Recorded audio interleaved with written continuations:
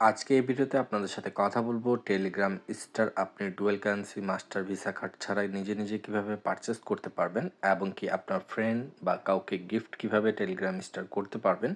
এই ভিডিওতে আপনার সম্পূর্ণ ডিটেলস জানাবো এবং কি যারা সম্পূর্ণ ফ্রিতে টেলিগ্রাম স্টার পেতে চাচ্ছেন, কিভাবে আমরা সম্পূর্ণ ফ্রিতে মানুষকে টেলিগ্রাম স্টারগুলো গিফট করে থাকি, এই বিষয়ে যদি জানতে চান অবশ্যই এই ভিডিওতে একটি লাইক করবেন, চ্যানেলটি সাবস্ক্রাইব করে রাখবেন। এই ভিডিওতে আপনি জানতে পারবেন ফ্রিতে স্টার কিভাবে পেতে হয়।